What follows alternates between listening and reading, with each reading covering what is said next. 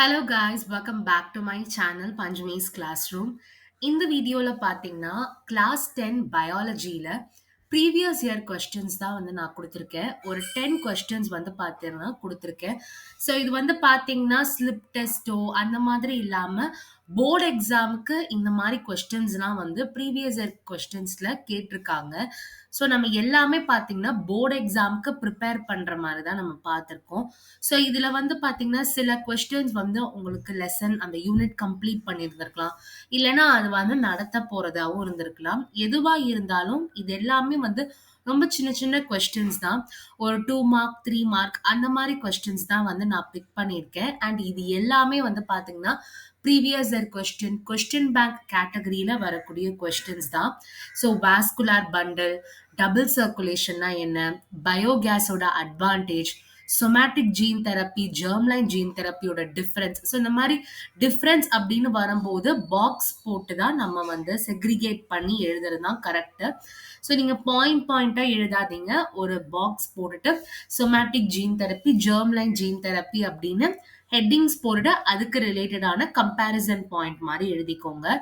Next வந்து பிரெயினோட functions and பிளான்ஸ்ல எப்படி fossilisation நடக்குது, ரெஸ்பிரேஷன் கோஷன், ஹைபிரிட் விகார்னா என்ன அண்ட் அதோட எஃபெக்ட்ஸ், 3R அப்ரோச், கொஹெஷன், இது எல்லாமே.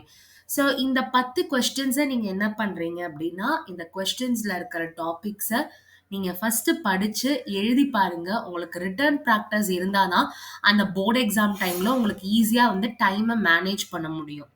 ஸோ இதில் வந்து பார்த்தீங்கன்னா நான் வந்து கன்சிடர் பண்ணுறது ஒவ்வொரு கொஸ்டினும் ஒரு 2 மார்க்காக நம்ம கன்சிடர் பண்ணிக்கலாம். ஸோ மொத்தம் 10 கொஸ்டின்ஸ் இருக்குது. ஸோ 20 மார்க்ஸ்க்கு நீங்கள் இந்த கொஸ்டின்ஸில் படித்த ஆன்சர்ஸை எழுத போகிறீங்க.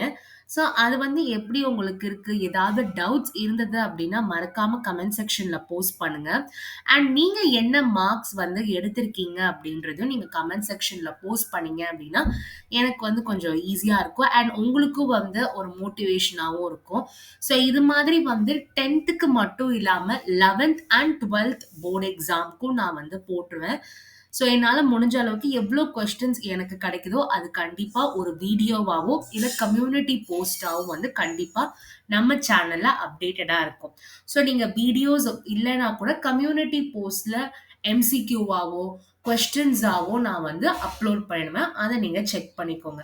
ஸோ உங்ககிட்ட இருக்கிற வரக்கூடிய எக்ஸ்பெக்டேஷன்ஸ் என்ன அப்படின்னா இந்த கொஸ்டின்ஸை நீங்கள் நல்லா ப்ராக்டிஸ் பண்ணுங்கள் அண்ட் உங்கள் ஃப்ரெண்ட்ஸ்க்கு ஷேர் பண்ணுங்கள். யாரெல்லாம் உங்களுக்கு தெரிஞ்சவங்க இந்த மாதிரி போர்டு எக்ஸாம் ப்ரிப்பேர் பண்றவங்களுக்கும் ஷேர் பண்ணுங்க.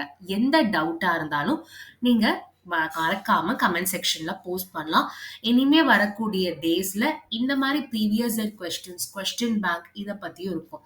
ஸோ இந்த கொஸ்டின் வந்து பார்த்தீங்கன்னா நான் வந்து இதோட லிங்கை வந்து நான் உங்களுக்கு டிஸ்கிரிப்ஷனில் நான் போஸ்ட் பண்ணுறேன். நீங்கள் அதுலேயும் வியூ பண்ணிக்கலாம். இல்லைனா நீங்கள் இதை வந்து ஸ்க்ரீன்ஷாட் எடுத்தும் நீங்கள் யூஸ் பண்ணிக்கலாம். ஸோ இந்த வீடியோ உங்களுக்கு பிடிச்சிருக்குன்னு நினைக்கிறேன். பிடிச்சிருந்தா லைக் பண்ணுங்கள், உங்கள் ஃப்ரெண்ட்ஸ்க்கு ஷேர் பண்ணுங்கள். ஏதாவது டவுட்ஸ் இருந்ததுன்னா மறக்காமல் கமெண்ட் செக்ஷனில் போஸ்ட் பண்ணுங்கள். அண்ட் நீங்கள் எழுதின எக்ஸாமோட மார்க்ஸையும் கமெண்ட் செக்ஷனில் மென்ஷன் பண்ணுங்கள். தேங்க்யூ.